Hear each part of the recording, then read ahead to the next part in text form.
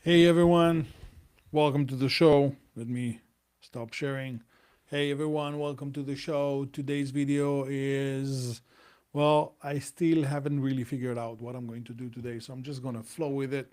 But this is something we have to do. We have to start talking, we have to start making our voice heard, especially if you understand the subject. We have to combat the narrative the other side is pushing of basically illiteracy and falsifying history and falsifying what's happening in the world. And to start with today, I want to show you something that for me specifically is very, very exciting. I'm going to show you. I'm going to put this on and share screen. And I'm going to share this with you.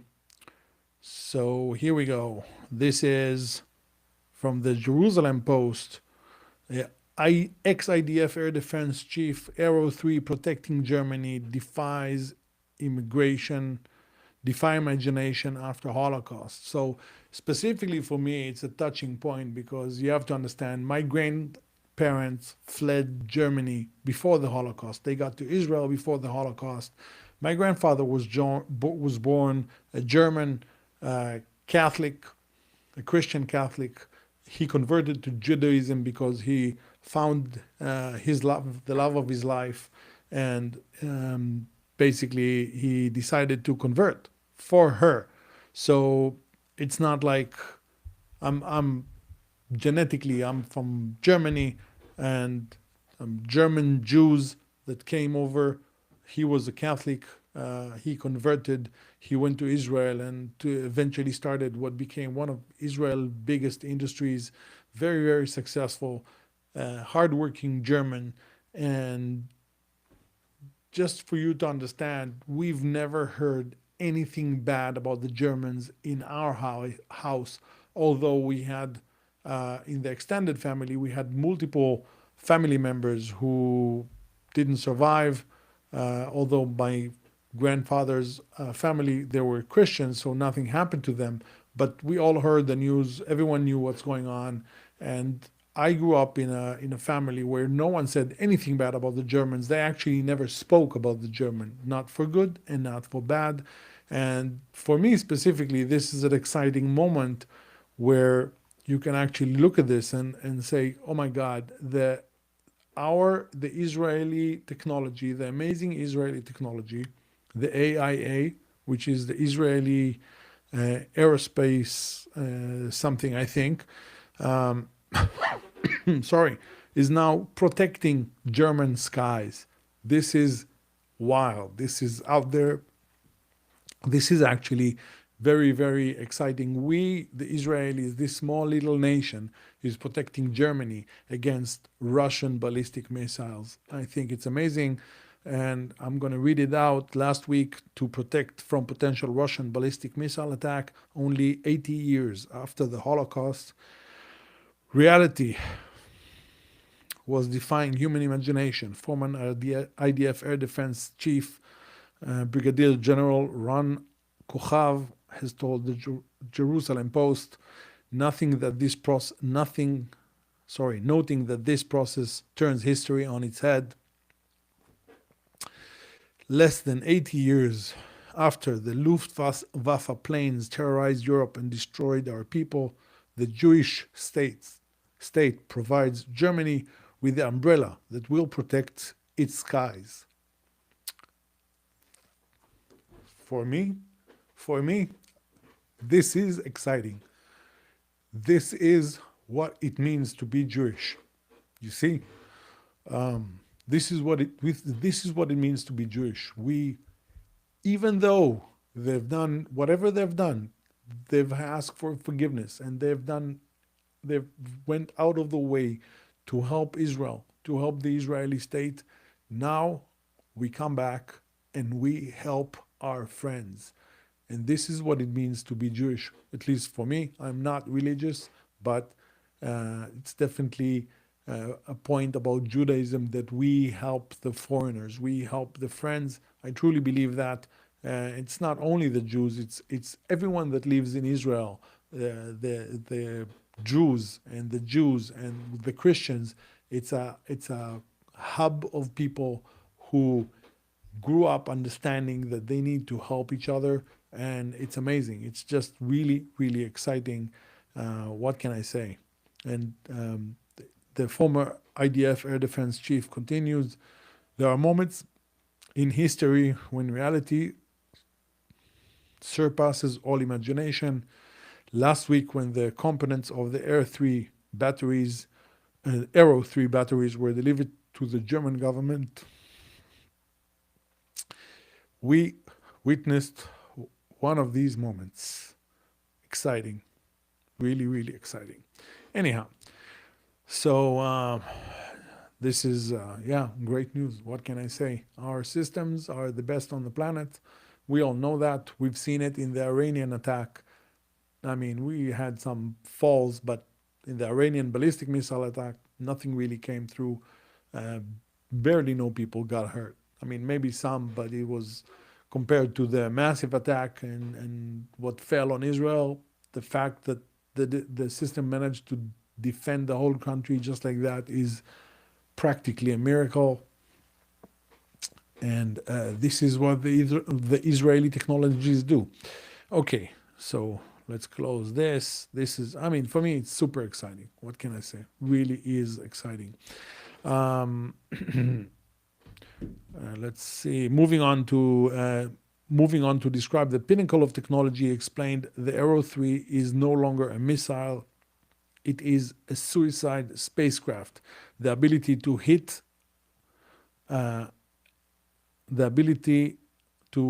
to kill iron on iron outside the atmosphere in space at hypersonic speed is science fiction that has become a reality thanks to Israeli engineers. Yeah, proud. It's a proud moment for Israelis all across the planet. All right, next off. Let's turn this off for a second, and I'm going to open up my notes because I saved some videos that I wanted to share with you. Open link. Here we go. Oh, this is, let me show you this one. Let me share a screen again. Instagram, here we go. Let me share this lady with you.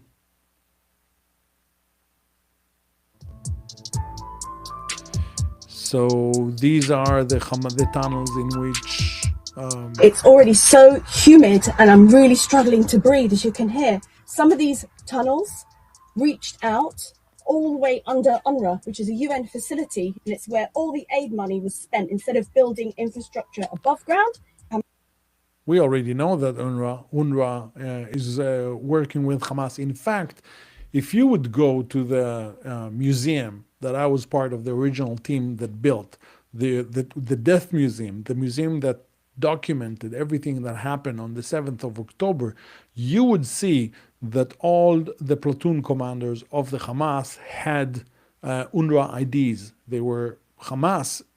UNRWA is Hamas. There's no UNRWA. UNRWA is Hamas. So all the platoon commanders had their UNRWA certificates. That's how they were moving around. You see? So they were using UNRWA facilities. UNRWA were teaching Hitler's Mein Kampf inside Gaza. It is that simple. What did the Allies do to destroy the Nazis? They basically bombed Dresden to dirt. They erased Germany at that time. And I believe that this is how we should treat people like that, people who are danger to the world. It was a world war. It wasn't just a war. It was a world war because the Allies understood that Germany, the Nazis, are a danger to the existence of society. And this is how we should treat Hamas, and this is how we should treat terrorism all over the planet. And basically, that's it. Hamas spent money building infrastructure underground to use as as headquarters to keep hostages, to store munitions. Well, the plan specifically speaks about removing terror infrastructure, including tunnels. All parties, Israel, Hamas, and the international community, are responsible to making sure this terror infrastructure is dismantled. Right now, Hamas is refusing to disarm. Hamas is the main blocking point of this plan moving forward. And we are currently holding the yellow line according to the agreement, making sure Hamas doesn't cross it or violate it. This tunnel is definitely not for the faint-hearted. The entrance is less than half a meter. And as you can see, you can just barely stand here. You can barely stretch out your arms. Some of the hostages were not able to stand up for 2 years in tunnels like this. Are we still pretending to be surprised that the Hamas are that's what they do? That's who they are? Are we still surprised that the UN and UNRWA is the UN agency to handle the Palestinians? Are we still pretending that we don't know that they're terrorists? All of them together, that all UNRWA Gaza is basically just a Hamas chapter? We shouldn't be. It is that simple. This is who they are. All right, next. So this was interesting to see. This is, I think, from today. Okay, next. Let's. I wanna show you a couple more things. I'm gonna take this. Yeah, stop that. I have another one that I saved. Copy. Paste. Here we go. Okay. This is another interesting thing that I found today. I don't necessarily agree with what he says, but yeah, it's. Let me see if I can refresh that. Yeah, okay. Let's put it on. When Israel attacked and degraded Iran, it helped everybody who counted. It helped America. It helped Saudi Arabia. It helped Qatar. It helped Bahrain. It helped UAE. It helped everybody, governmentally speaking, when they degraded Iran. It helped everybody when they neutralized Hezbollah. It helped everybody when they neutralized Hamas. It helped everybody when they attacked the Houthis. So Israel gets to keep doing shit that other people like, governments like, even though the protesters don't like it. Israel made a mistake when they started going into Syria, because the powers that be didn't want Israel in Syria. Saudi Arabia didn't want that. UAE didn't want that. America didn't want that. So they overstepped their boundaries, and they had to correct themselves. So they did us all a favor, and they attacked Iran. They did the same thing with Qatar. Nobody talks about this. When they attacked Qatar, they made everybody happy. Qatar is the country that is the finance hub of extremism worldwide. Yes, they also have the largest military base in the center of CENTCOM. Right. But they are a dirty, tricky country. And they support terrorism by having loose financial laws that fund terrorism. And they are also the home of Al Jazeera, which is the single largest reaching news source in the world that is actually favorably predisposed to Islamic extremism. Governments under. All right, let me explain. I mean, it's very simple, but I want to kind of describe or give more data about why people were upset, why governments didn't like us going into Syria. You see, the current president that took over with a military coup, El Shara, is nickname El Jolani. He calls himself El Jolani because his family comes from the Golan Heights, Ramat Golan, which is this plateau of area just above the Tiberias Sea. He is Al Qaeda, so he was the head of the whatever local head of an Al Qaeda chapter. Al Qaeda are just a bunch of crazy terrorists, very, very, very extreme. And he was imprisoned by U.S. forces in Iraq. So he, I think, was imprisoned for 4 years. Then he was released, and with the help and protection between the U.S. and Turkey, he was kind of giving the headwinds to take out the Assad regime in Syria. The Syria is just above Israel. I'm going to try to open my map for a second here just to show you. Oh, let's go into maps. And you need to understand the geography. You need to understand geography in order to understand what I'm talking about. All right, let me share these maps. There we go. All right, so this is a map of Syria. Okay, this is Syria. This is Israel. This part here, this chunk of land here is Israel. This is Syria. And this is Jordan. And this is Saudi Arabia here. Okay? And then we have Iraq and Iran. This part here. So this is Iran. This is what we call the head of the octopus. They are the most extreme. I mean, they are Shiites. They are extreme. Now, what happened? The reason why it was very important for the U.S. to get this terrorist, Al-Qaeda terrorist, in control of the Syrian regime is because when the U.S. had put sanctions on Syria, I think it was 2018, but don't get me, I don't really remember. I think it was 2018 when the US had put sanctions on the Syrian government. The Syrian government basically ran out of cash and it went to their masters in Iran and said, we have a cash problem, we don't have money. So the Iranians had sent a couple of Captagon making machine and the Captagon recipes and everything they need to do Captagon. Captagon is the ISIS drug, is that drug that helps people do atrocities. The atrocities are not because of the drugs help them do the atrocities. I actually made a film about that I'm going to air on this channel. But anyhow, the Syrian government went to the Iranian to their friends, the Iranians, who continuously sponsor them. And Bashar al-Assad asked them to send them a couple of Captagon making machines. And the brother of the president, Maher al-Assad, the head of the 4th Armored Division, was actually in charge of the Captagon producing and Captagon manufacturing and also delivery. And what was happening is that the Syrian army, the 4th Armored Division, was sending the drugs out of Syria into Jordan with drones. And from Jordan, that the Captagon was finding its way into Saudi Arabia.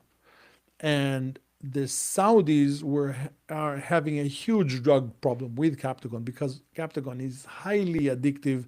It has fentanyl inside, and you can see what happens when people take fentanyl on the streets of the US. It's pretty ridiculous. And the Saudis wanted Maher al-Assad and Bashar al-Assad out, the governing family. They want them out. Their nickname is Arabic, is the butchers of Damascus, because they have a fetish of killing people.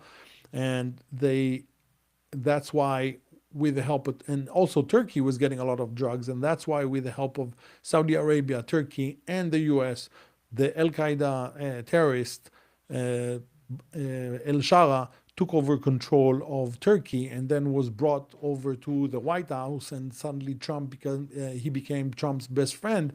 Not because I don't believe Trump likes him. I think everyone knows he's a terrorist, but they wanted Syria to stop manufacturing drugs. All right. So this was a joint operation. Turkey, Saudi Arabia, and they're actually kind of enemies, but for that matter, they wanted the drugs out of the picture.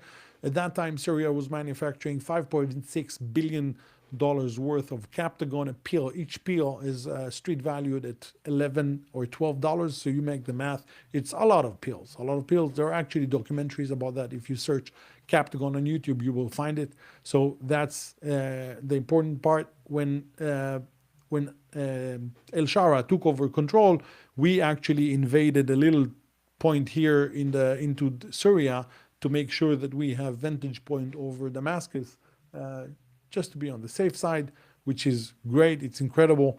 But yeah, that's why everyone was a little bit worried about this, but we never left We still have that piece of land in Syria. We are still there. So in parts of what he's saying, he is correct. We do the dirty work. Israel does the dirty work for all the governments in the region, except for Turkey. Turkey is a different thing. But we do the dirty work for Jordan. We do the dirty work for Egypt. We do the dirty work for everyone. In fact, we do the dirty work so much for Jordan that the king himself said that he will not take even one Palestinian, even if it means that they're dying inside Gaza. He doesn't want them. The reason he doesn't want them, and the reason that Assisi from Egypt doesn't want them, the reason no one wants the Palestinian is because they have tried taking them, and they know exactly what happens when the Palestinian enter the scene. It starts being very problematic, terrorist attack. These people, that's what they do. That's the only thing they know how to do. Unfortunately, if they would change, if they would have a brave leader who would say, listen guys, let's stop with the terror, let's stop with a crazy Muslim ideology BS, let's be like normal civilians and let's work together to build a great and thriving place. That's what would have happened. Basically, if you put attention on something and you continuously try to reach it, you will eventually reach it to some degree. The point is, Palestinians continuously put attention on the fact that they don't want Israel to be there. In fact, on the Palestinian scarf, it says there's a drawing of Israel, and that says Palestine. So it's not a secret that they just don't want Israel to be in existence. It's not about sharing the land and working together in coexistence. Coexistence will never happen as long as they hold that ideology. And unfortunately, the UN is participant in that because it is continuously sponsoring UNRWA, which is teaching them Hitler's ideology. All right, I'm going to stop sharing this and go back here and open up another one of these videos that I saved. It's fun doing this.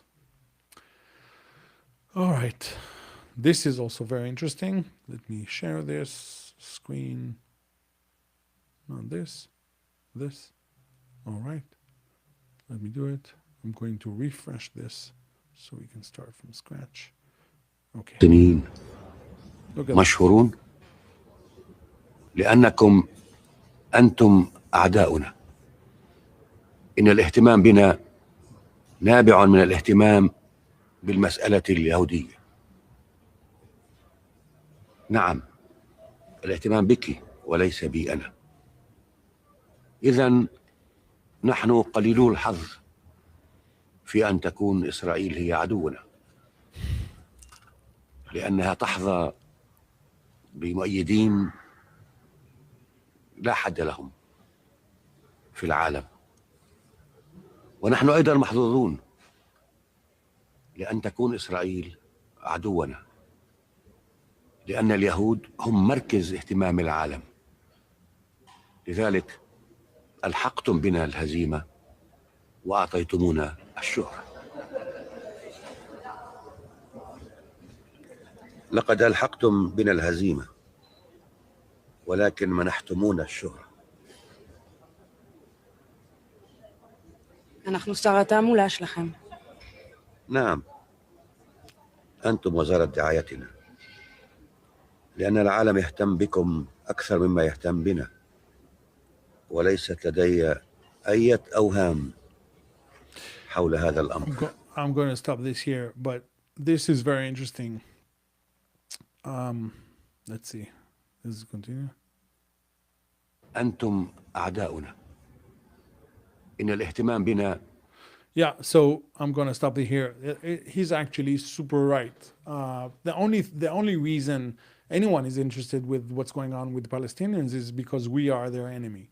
It's not because if the Palestinians would try to do anything in Jordan or in Egypt, no one would know about the massacre that would go on. In fact, when Assisi, who's the president of Egypt, had a problem with ISIS in the Sinai Peninsula, no one knew that he massacred them. the world never said anything about this. The world only says anything about Arabs dying if it's done by Jews or Israelis. The world never says anything about Muslims dying, and the main source of Muslims dying in the Middle East is Muslims. It's not Israelis.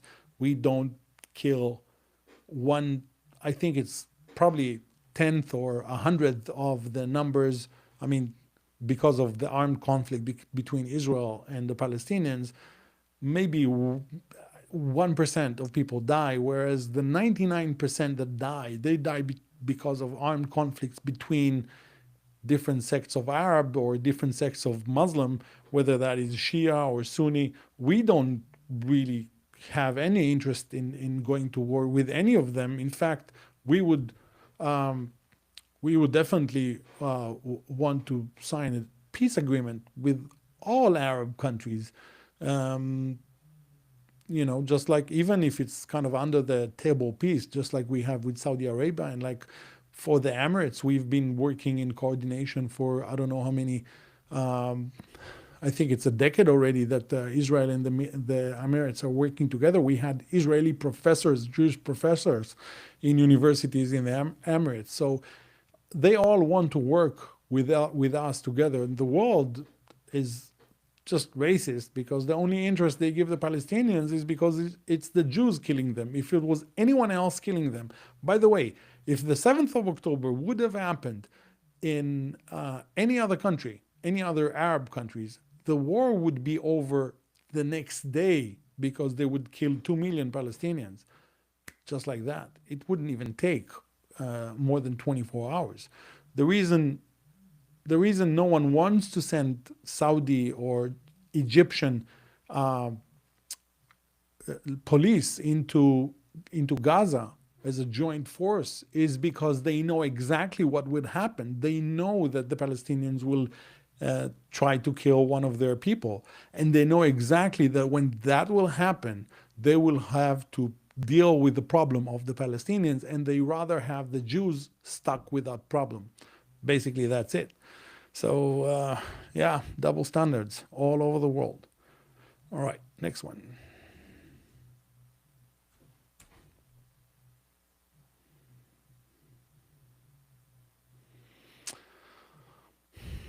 Yeah, this is the video. Wait a minute, let me stop this. Share that screen. Share screen. This one. No, this one. There we go. So I think this point is where, look at this. I mean, why none of the other Arab countries want to take in any Palestinian refugees? They don't want any of them. And I'll tell you what the answer is. It's because they did once. They did in Egypt. They did in Kuwait. They did in Jordan. And in every single instance, they attempted to destabilize the government and overthrow whoever the ruling authority was. That is a red line. No refugees in Jordan, no refugees in Egypt. And these are Muslims with Muslims. Yes, so please stop telling me that the problem is Israel. When everywhere they've gone, they've sought to destabilize the countries, whether they were Muslim or not, Arab or not, didn't matter. Did not matter. Can someone please explain to me why none of the other Totally Arab correct. countries want to take in any Palestinian refugees? They don't want any of them. And I'll tell you what the We're answer not the is. problem. It's because they did once. They did in Egypt. We're not the problem. We were never the problem. That's a fact. We were never the problem. It wasn't never about. It was never about the Jewish people. It was never about the land. Before we came, before Israel started in 48, they were already fighting with us. We agreed to the partition plan. They got 60% of the land. They didn't want to take it. It's not about us being there. It's about us having what they consider their land, which is even, I mean, historically incorrect. It was never their land. The term Palestinian people never appeared on the scene before the 60s when the KGB and the head of the Romanian Stasi, which is the brother organization to the KGB, invented that name. They never existed. It was never a thing. It was invented by the KGB and the Stasi, the Romanian Stasi, in order to put instabilization to disturb the area. This was never a nation. It was just a villagers, and that's okay. It's their land. We can do deals, whatever. But it was never about that. It was just about us not being there, the Jews not being in Israel, and the fact that they will not admit that the fact that the Jews have a land is a personal insult to most extreme Muslims. It's a personal insult for them, and they go to sleep and they wake up in the morning just thinking about, wherever they are on the planet, just thinking about how they can kick the Jews out of Israel because it's a personal insult to them. And that's the only thing that happened ever. Okay, that's fun. I'm having fun. I wish more people would actually tell the truth about this and stop trying to be politically correct. By the way, if we are already talking about politically correct, I want to show you something about politically correct. So I didn't actually, I didn't plan this, but I'm going to show you anyhow. So politically correct. Okay. So being politically correct, okay.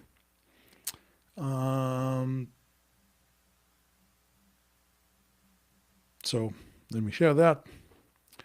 Let's talk about being politically correct, what it means to be politically correct, and why everyone is so goddamn afraid of just saying the truth.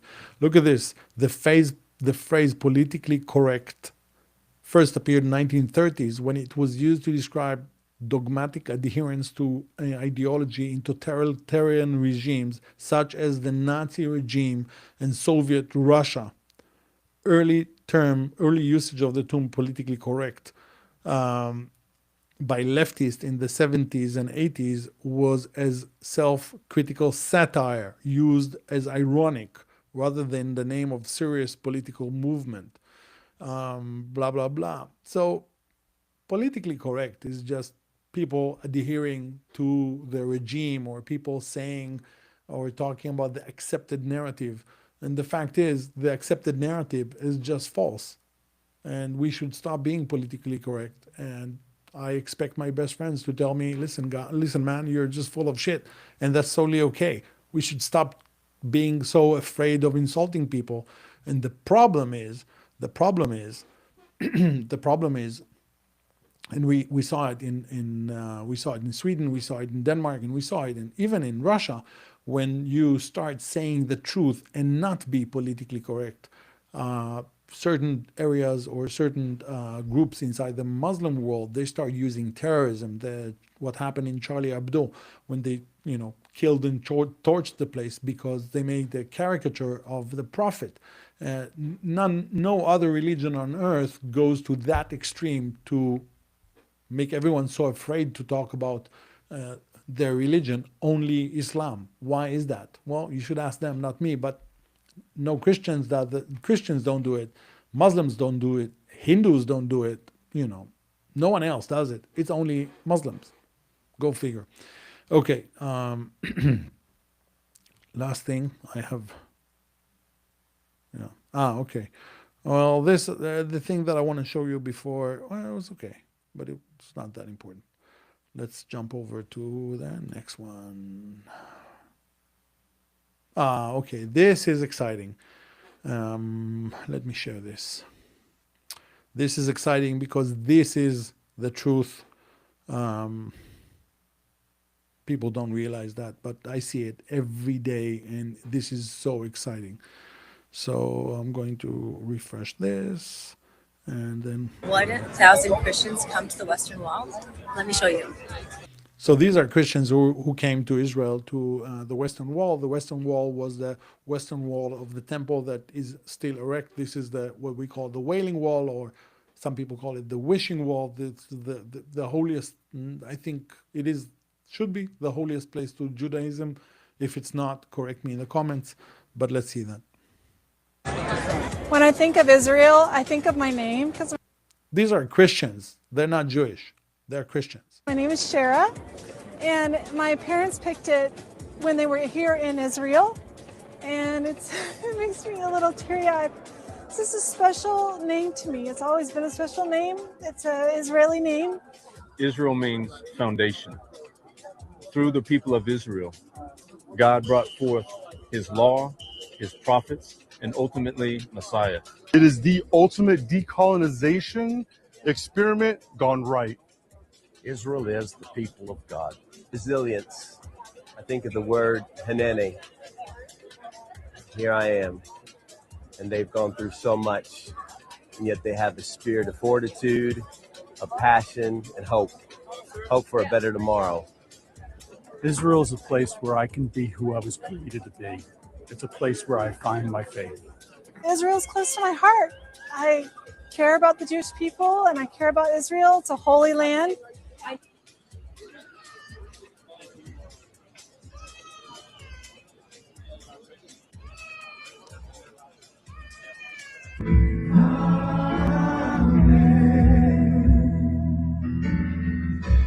Lord bless you and keep you. Make His face shine upon you and be gracious to you. Lord turn His face toward you and